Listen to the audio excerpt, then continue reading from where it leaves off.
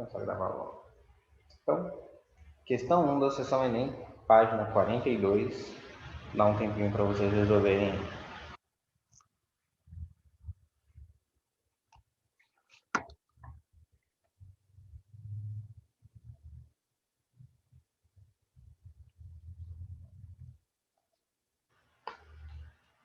Reparem bem, gente, que ele dá uma relação de x e y com os valores em reais, tá?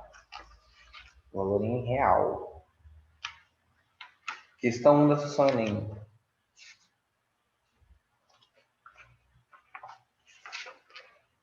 Página 42 do livro de vocês.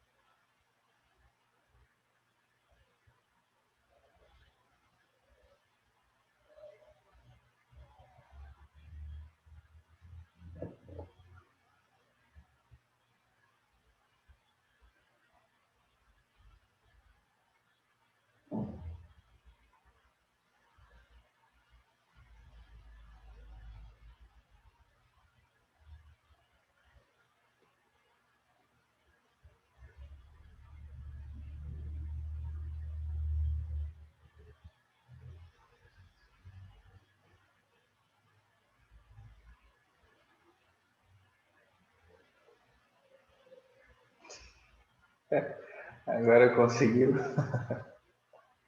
Aí, bom, faltava o professor ler. Não, tá dando tempo. Deixa eu apagar o quadro ali por enquanto.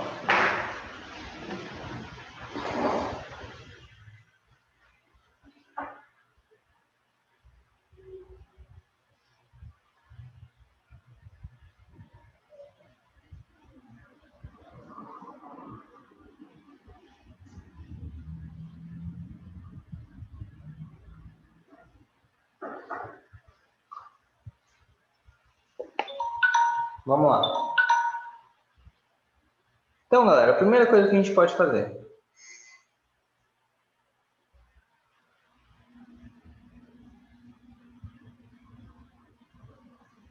A primeira coisa que a gente pode fazer é mostrar aqui para vocês, tá?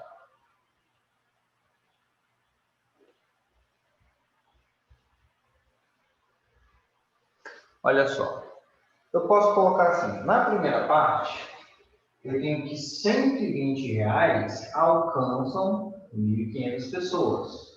Então X reais vai alcançar P pessoas. Certo? Então, na segunda parte, eu posso colocar o quê? Eu posso colocar que R$180 alcançam 1.000 pessoas. Então, Y reais vai alcançar P2 pessoas. Na questão, ele pede o quê? O dinheiro, quantidade de pessoas alcançadas, né? Então, a gente tem que salvar o P, né? Em ambos os casos. Então, 120P, né? A gente aprendeu a multiplicar por lado, X. Então, P1 vai ser 1.500 X sobre 120. Aqui é a mesma coisa. Então, aqui, P2 vai ser dividido por 180 vezes Y. Beleza. Então, ó, simplificando. Aqui por 3 e aqui por 3, dá 50 sobre 4. Né? Esse é o meu P1. Aqui, simplificando, vamos por 2, né? Dá 50 sobre 9.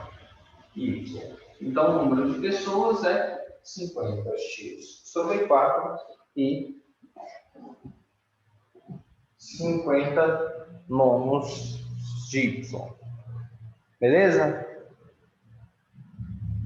Deu para entender aí?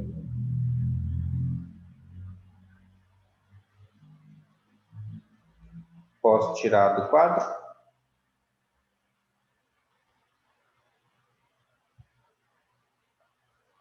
Tô calmo.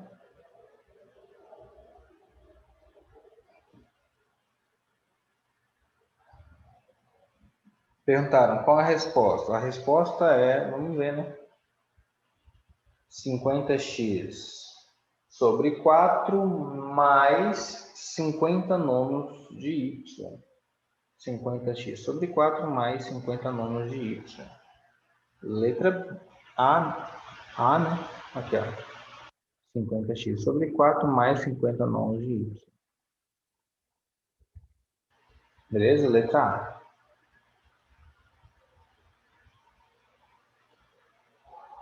Então, vamos para o nosso livro, nossa matéria de hoje.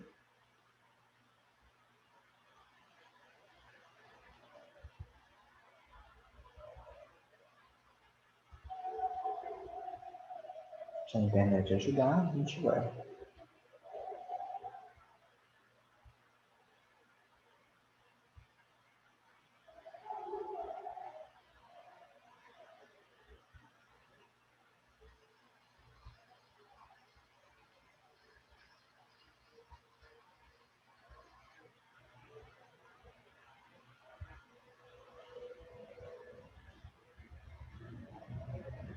Vamos lá. Abordar alguns conceitos aqui. E hoje a gente vai falar de divisão, não vamos falar de divisibilidade, né? MMC e MDC. Então, a primeira coisa, o que a gente tem? A divisão euclidiana. O que é divisão euclidiana? É quando eu pego lá o meu dividendo, né? Tenho aqui o meu dividendo, tenho o meu divisor, tenho o meu quociente e meu resto, né? Eu tenho algumas expressões, algumas coisas importantes. Primeiro, todos aqui na divisão euclidiana são números inteiros, né?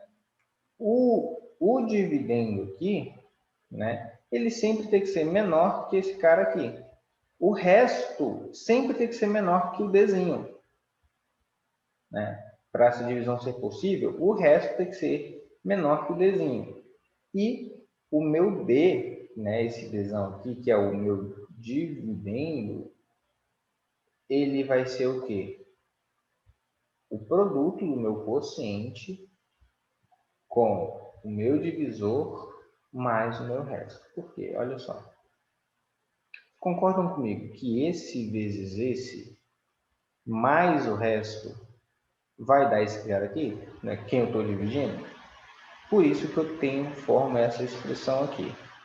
Vocês concordam comigo que para ter resto, esse resto aqui ele tem que ser menor que o D? Por quê? Porque se for maior que o D, divide, né? Aí aumenta mais uma unidade aqui no Q. Por isso que é importante a gente ver esses conceitos aqui da divisão.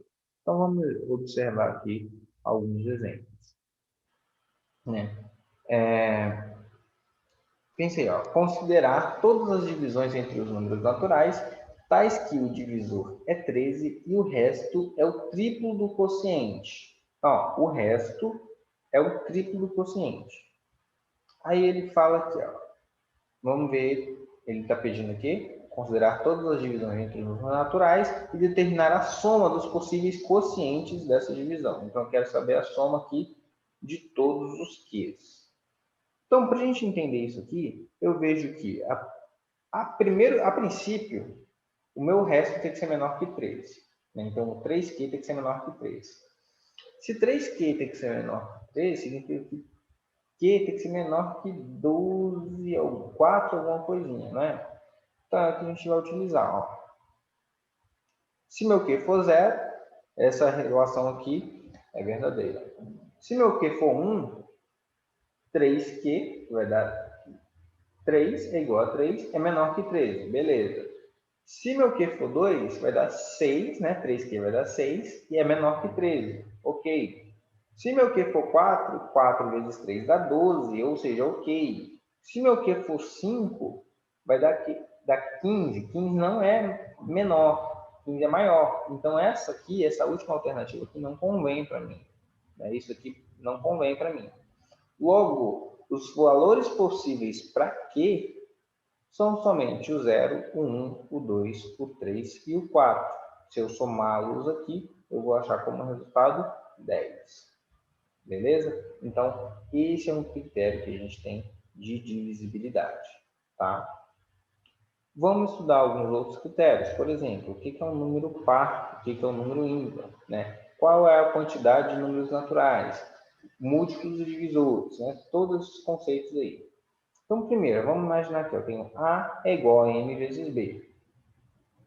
Eu posso falar que meu A ele é múltiplo de B, né? Por quê? Porque A é B que multiplica alguma coisa. O meu B, né? O meu B, eu posso falar aí que ele é divisor de A. Por quê? Se A é múltiplo de B, então B é divisor de A. Por quê? B divide A. Né? E o meu A ele é divisível por B. Então, essas notações aqui é importante a gente saber para saber como a gente vai montar isso na equação. Tá? O número par. O número par é todo número inteiro divisível por 2. Né? Se todo número inteiro divisível por 2 é um número par, então eu posso escrever todo número par na forma 2n. Né? Ou seja, não tem resto. Não tem resto. E todo número ímpar pode ser escrito nessa forma aqui. Por quê? Porque todo número ímpar tem resto 1. Isso é quando a gente está se tratando de números inteiros, tá? Ou negativos ou positivos, mas a gente está se tratando de números inteiros, tá? E aí a gente vai falar aí de alguns critérios de divisibilidade. Não sei se vocês lembram, mas é o seguinte: se um número é divisível por 2 quando o seu último algarismo é par, ou seja, se ele terminar com 0, né? Terminar com 2, com 4, com 6 ou com 8, esse algarismo vai ser divisível por 2. Quais são os critérios de divisibilidade por 3? Quando a soma de seus algarismos for divisível por 3. Então, você pega lá qualquer número, soma todos os algarismos. Se isso for a soma desses algarismos for divisível por 3, esse número é divisível por 3. Divisibilidade por 4 é um número, né? Um número é divisível por 4 quando ele é formado, pensei, eu tenho todos os algarismos. Eu vou olhar os dois últimos algarismos. Por exemplo, se eu tiver um número aqui, se eu tiver um número aqui, 1268. Eu vou olhar, 68 é divisível por 4, né? Se eu pegar 68 e dividir por 2, dá 34.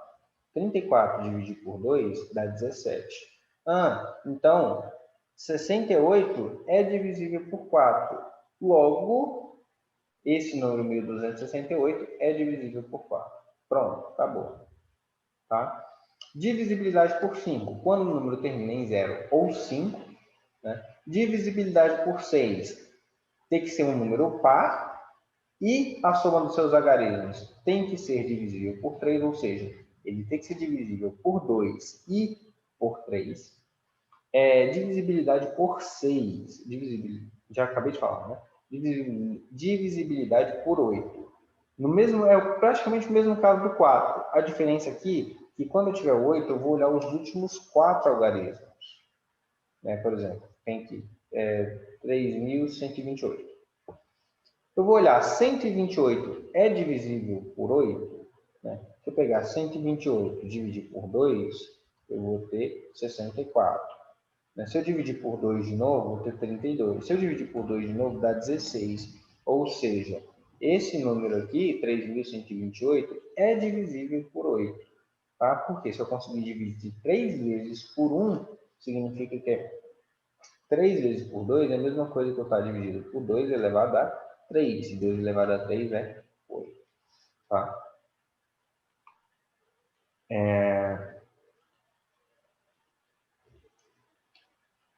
Divisibilidade por 9. Né? Então, o algarismo ele é divisível por 9 quando a soma de seus algarismos for divisível por 9. Divisibilidade por 10, quando o número termina com 0. Né? Divisibilidade por 11. Olha só como é que ele traz aqui. A soma dos algarismos de ordem ímpar menos a soma dos algarismos de ordem par é um número divisível por 11. Né? Como assim, Juan? Vou mostrar para vocês agora. Divisibilidade por 12, quando o número é divisível por 3 e por 4 simultaneamente. Agora vamos fazer essa aqui da divisibilidade por 11 para vocês entenderem melhor.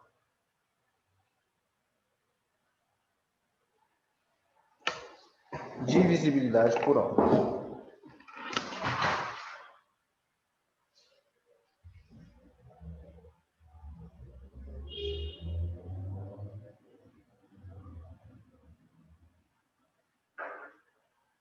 Me fala um número aí, alguém. Pode falar um número de mais de 6 dígitos.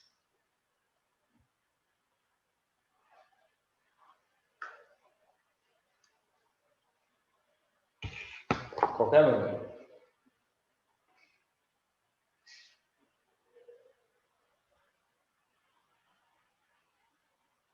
Cadê?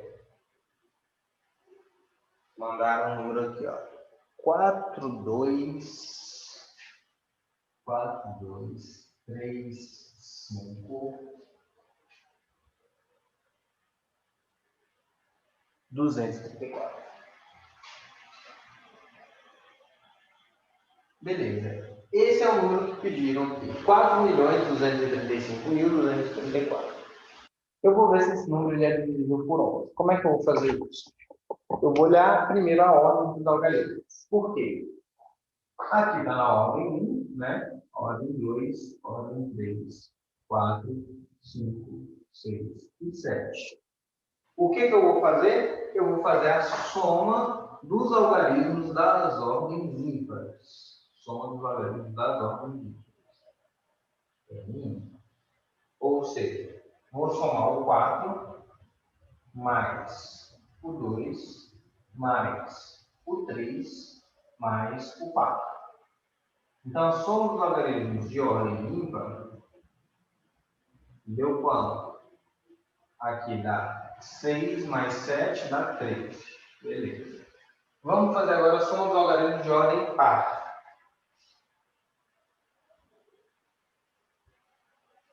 Soma dos algarismos de ordem par vai dar 3 mais 5 mais 2. Ou seja, soma dos algarismos de ordem par vai me dar 8, 10. Então, eu vou fazer a subtração. A soma do ímpar menos a soma do par. 13 menos 10 dá 3. 3 é divisível por 11? Não. Então, esse número não é divisível.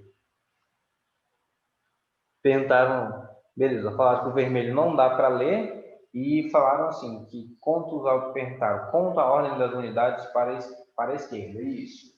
Começa na unidade, contando para lá. Tá? Então, quando eu faço essa subtração, soma da ordem ímpar menos a soma da ordem par, eu vou achar esse valor. Se esse valor aqui for divisível, esse número é divisível. Se não, ele não é divisível. Vamos fazer um teste?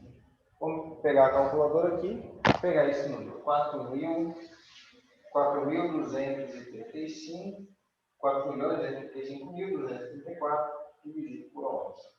Não dá para dividir. Agora eu vou colocar um número que dê para dividir aqui. Ó. Vou pegar esse número e só adaptar ele com algumas contas, tá? Vai ser 9 milhões.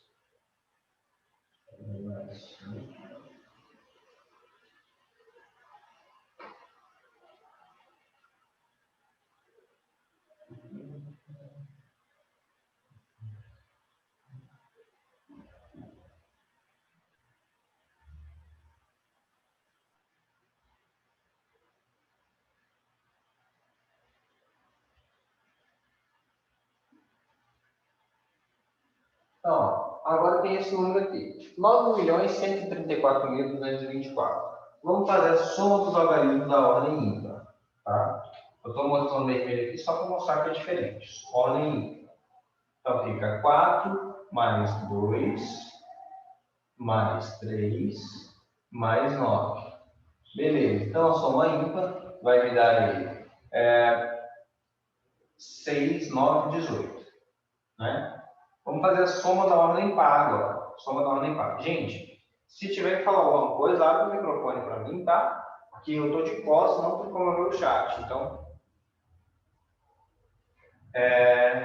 vamos fazer aqui, ó. 2 mais 4 mais 1. É isso? Beleza. Soma par, dá 6 mais 1, 7. Então, se eu fizer a diferença soma ímpar menos a soma par, 18 menos 7 dá 11. 11 é divisível por 11. Certo? 11 é divisível por 11. Agora, vamos ver. 9.134.224 dividido por 11 dá certo. Viu? E esse número dá exatamente 830.384. Faz a experiência aí para vocês perceberem. Faz a experiência aí para você ver. Vocês têm ideia de onde eles utilizam esse sistema aqui?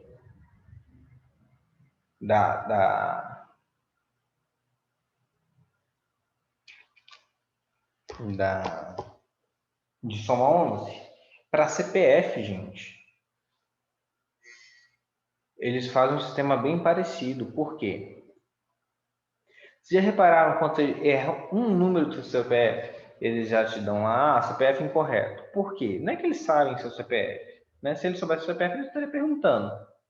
Né? É porque o número do CPF ele tem um código específico. Então, eles conseguem analisar esse código e ver que a verificação dele é inválida. Né? Então, daí, você tem aí essa verificação possível.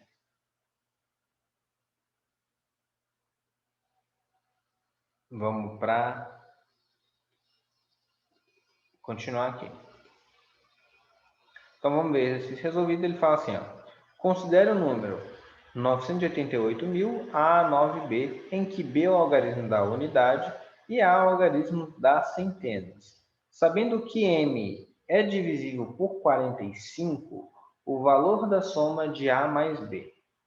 Galera, olha só que interessante. Ele falou que é divisível por 45, né? Então, para ser divisível por 45, eu sei que ele tem que ser divisível por 9 e por 5 simultaneamente. Por quê? Porque 45 é múltiplo de 9 e 5. Ótimo. Ou seja, se eu somar todos esses algarismos aqui, a soma tem que dar 9. A soma tem que dar um número múltiplo de 9, né? Então vai ter que dar 9n. E eu sei que meu B só pode ter dois valores. Meu B só pode ser 5, ou meu B vai ser quanto? 0. Por quê? Para ser divisível por 5, tem que terminar em 0 ou em 5. Então, daí, eu consegui resolver o meu problema. Por quê? Eu vou fazer isso aqui, ó. No 4, né? 4 mais 8 dá 16, 16 dá 20, 20 mais 9, 29. Então, você sabe que A mais B é igual a 29. Até então. Certo? Ó, 8 mais 8, 16, mais 4, 20, mais 9, 29, mais A mais B, é isso aí, 29. Né? Então, você tem aqui, desculpa, A mais B mais 29, vai ter que ser igual a um número. Só que esse número tem que ser múltiplo de quanto? Múltiplo de 9. Não é isso? Tem que ser múltiplo de 9. E a gente sabe que A e B, eles se limitam. Por quê? A só pode ser 0 ou 5. 0 ou 5. E B também só pode ser 0 ou 5. Não, na verdade, desculpa. B só pode ser 0 ou 5. A pode ser assumir qualquer valor. Né? Aí a gente entra para a questão. Vamos fazer duas etapas. Né? Se o meu B foi igual a 0. Por quê? Se meu B foi igual a 0, olha aqui a conta. Se meu B foi igual a 0, então eu vou ter aqui um número 0. E se eu fizer essa soma aqui, 0 mais 29, vai ter que me dar um número mais próximo de ser múltiplo aqui. Né? O número mais próximo de 29 múltiplo é qual? Né? Então, 29 é 36, certo? Seria 4 vezes 9. Né? Logo, se o número mais próximo aqui deveria ser 36 e meu B é 0, portanto, meu A tem que ser 7. Né? Isso, se meu B for igual a 0. Então, a soma aqui vai dar 7. Ó. Agora, vamos ver para o segundo caso. O segundo caso é que se meu B for 5. Se meu B for 5, aqui, também tem que dar 36. Ou seja, 29 mais 5 vai me dar 34. Né? 34, para chegar no 36, falta 2. Então, se meu B for 5, o meu A ele vai ter que ser quanto? Ele vai ter que ser 2. Portanto, a soma aqui também dá 7.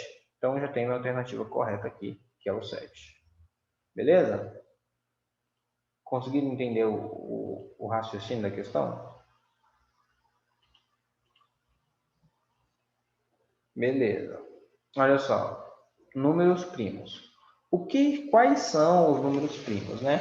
Então, primeiro, o número positivo é dito primo quando admite exatamente dois divisores positivos, o número 1 e ele mesmo.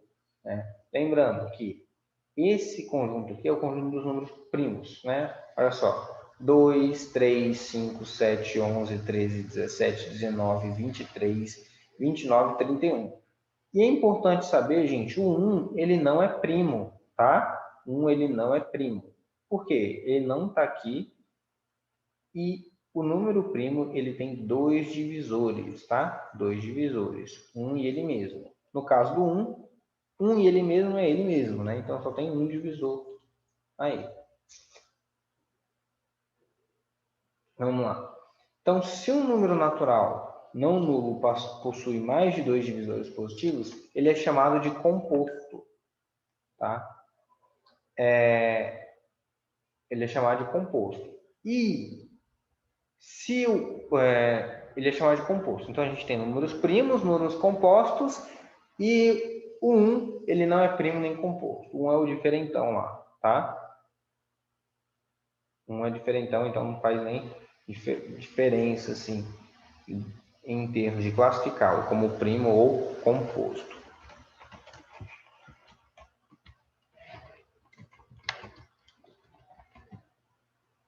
Vamos lá. Reconhecendo o número primo. Como é que a gente reconhece o número primo? Primeiro, a gente vai tentar fazer o quê? Extrair o valor da raiz de n. Né? Se eu verificar que n é divisível por cada um dos números primos menores do que n, né? Vou verificar e eu vou perceber que se n não é divisível por nenhum desses números primos, então n é primo. Ou seja, quando eu acho lá, eu fatoro o número, né? E eu vejo que o número ele não é divisível por nenhum número, ele não é decomposto por nenhum outro número, eu posso falar que esse número ele é primo, tá? Se ele for divisível, eu falo que ele é composto. É basicamente o que a gente faz, é fatorar. Olha só, verificar se o número 97 é primo, né? Aí ele pega aqui 97. Se eu calcular a raiz de 97, dá aproximadamente quanto? 9,85, mais ou menos. Os primos menores que 97 são 2, 3, 5 e 7, né? Os primos menores que a raiz de 97, tá? Presta bastante atenção.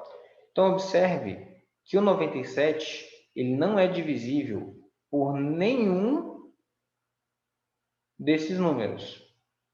Ou seja, o 97 é primo. Deu para entender?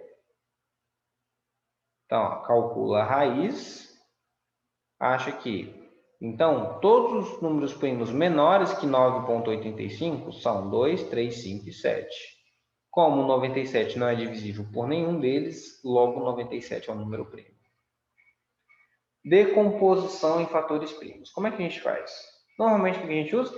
Coloca o número lá do lado e vai dividindo pelo menor número primo possível. Por isso que a gente sempre utiliza aqui, né? Dividido por 2, dividido por 2, dividido por 2, né? Que dá 210. Dividido por 2, 210 dá 105. Dividido por 3, 35. Dividido por 5, 7. Dividido por 7 dá 1. Né? Então, a gente tem aí 840 é esse número aqui escrito, que é basicamente 2 elevado ao cubo vezes 3 vezes 5 vezes 7. Né? Isso é chamado de fatoração, a gente já cansou de fazer isso aí nas nossas aulas. Aí a gente vai estudar a quantidade de divisores de um número natural. Por exemplo, quando a gente pega o 840 e divide ele aqui, fatora ele, né, a gente tem aqui os números primos, que são aqui, o 2, o 3, o 5 e o 7, ou seja, decompomos esses números em números primos. E o que, que a gente vai fazer? A gente vai somar um a cada expoente que a gente achou aqui, no caso, 3 mais 1. Aqui não tem 1 mais 1. Aqui não tem 1 mais 1. Aqui não tem 1, vai fazer 1 mais 1. E vamos multiplicar esses expoentes. Né? Olha só o exemplo. Ele pega o 360, vai fatorar ele, decompõe em fatores primos. 360 dividido por 2 dá 180, dividido por 2, 90, dividido por 2, 45, dividido por 3, 15, por 3, 5, por 5, 1. Né? Ficou 2 ao cubo vezes 3 ao quadrado vezes 5. Então, assim, a quantidade de divisores positivos é 3 mais 1, 2 mais 1 e 1 mais 1. Vou multiplicar. Vai ficar 4 vezes 3 vezes 2. Eu tenho um total de 24 divisores positivos. Tá? Então, é isso que a gente utiliza aí para achar a quantidade de divisores. Aí vão me perguntar, Juan, por que soma 1? Porque a gente tem todas essas opções aqui, ó. Presta bastante atenção. Não vai dar para ver, não. Deixa eu trocar aqui de câmera. Por quê? Vamos pegar 360. Por 2, 180. Por 2, 90. Por 2, 45. Por 3, 15. Por 3, 5. Por 5, 1. Então, ficou 2 ao cubo vezes 3 ao quadrado vezes 5. Né? Eu posso pegar somar alguns expoentes. Por quê? Porque eu tenho dentro desses fatores aqui o 2 elevado a 0, 2 elevado a 1, 2 elevado a 2 e 2 elevado a 3, não é? Então, significa que eu não tenho 3 números. Eu tenho 3 mais 1. Né? Eu tenho 3 mais 1. Seria eu tenho 4 números, porque 2 elevado a 0 é igual a 1. 2 elevado a 1 é igual a 2. 2 elevado a 2 é igual a 4. 2 elevado a 3 é igual a 8. Então, eu tenho 4 números aqui quando tenho um expoente. Sempre um expoente mais 1. Beleza? Só para explicar essa definição para vocês. Aí, eu venho para a seguinte questão. Se eu encontrei aí os divisores, né? Se eu quiser saber quantos são os divisores positivos e negativos, o que eu faço? Multiplico por 2.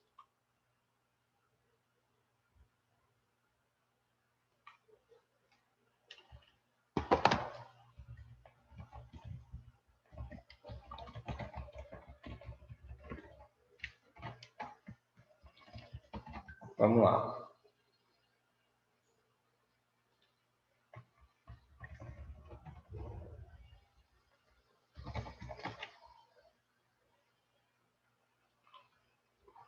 Máximo divisor comum. Galera, o que é o máximo divisor comum? O máximo divisor comum de dois números naturais é o maior número que é divisor de todos esses números. Né? Então, vamos pensar assim, ó. Para obter o máximo divisor comum entre dois números, né, eu devo fazer entre dois ou mais números, tá? Eu vou decompor esses números em fatores primos e tomar os fatores primos comuns com seus menores expoentes e efetuar o produto desses fatores. Então, vou explicar para vocês aqui de uma maneira diferente depois da maneira tradicional, tá? Vou colocar os números aqui. 2, 3 e 90, 96 e 54.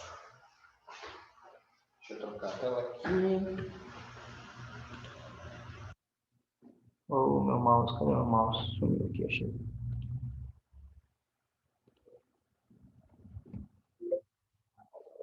A gente já terminou tanta fome, esse intervalo não chega.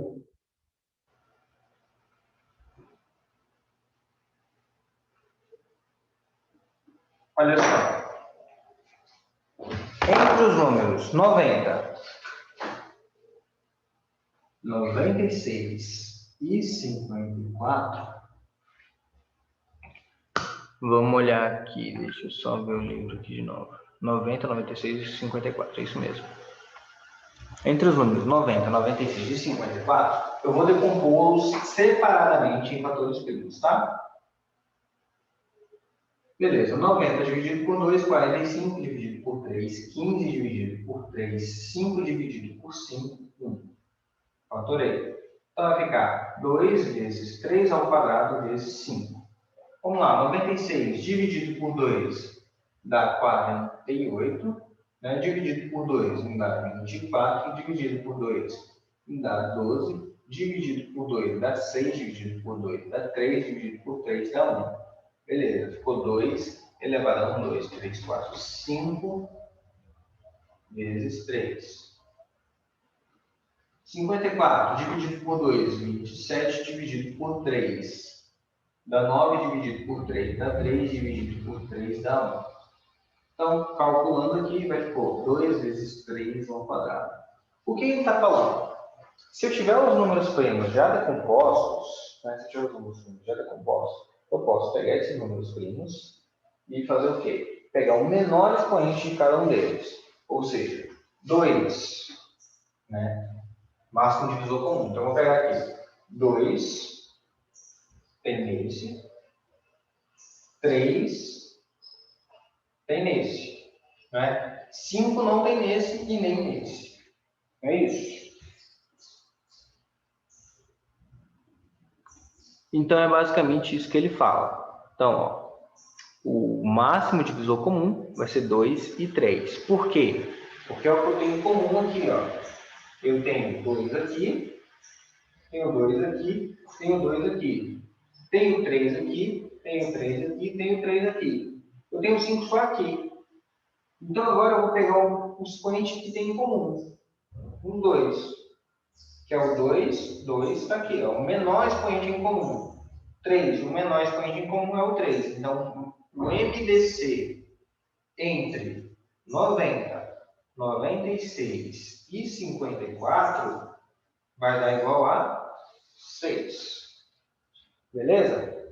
Juan, e se eu quiser fazer junto? Se eu quiser fazer junto, eu não quero fazer separado. Tá bom, gente.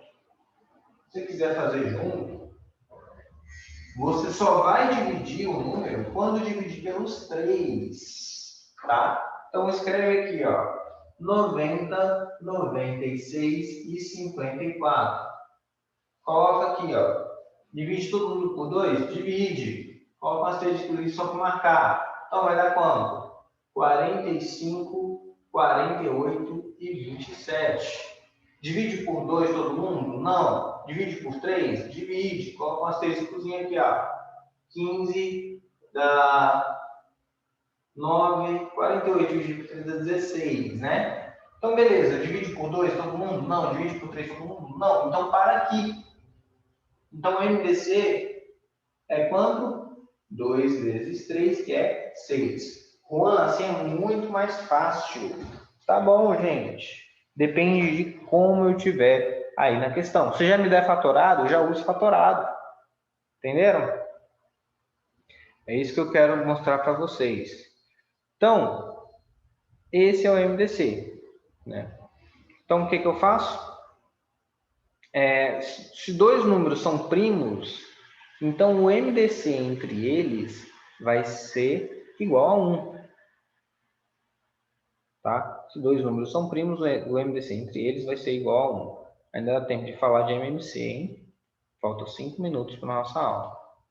Então, o que é mínimo múltiplo comum?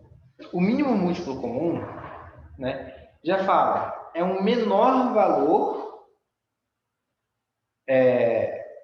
que eu tenho em comum, que é múltiplo dos dois algarismos, ou dos três algarismos, dos números que eu estou olhando em si. Então, olha só, o mínimo múltiplo comum de dois ou mais números naturais é o menor número natural, excluindo o zero, que é múltiplo desses números. Assim, para obter o MMC entre dois ou mais números, a gente deve fazer o quê? Decompor em fatores primos, tornar os fatores primos comuns e não comuns com seus maiores expoentes. Olha só, aqui no mínimo múltiplo comum, eu pego tanto os fatores comuns quanto os não comuns. E depois eu vou efetuar o produto entre eles. Tá? Pera aí, que hora acaba essa aula? A gente começa no 9h10. Ô, Juan, passou 5 minutos aí, velho. Ô, gente, foi mal. Eu achei que era 10h05 que ia acabar. Foi mal. Então, voltamos 5 minutos mais tarde, tá? 10h15? 10h15. Beleza? Falou.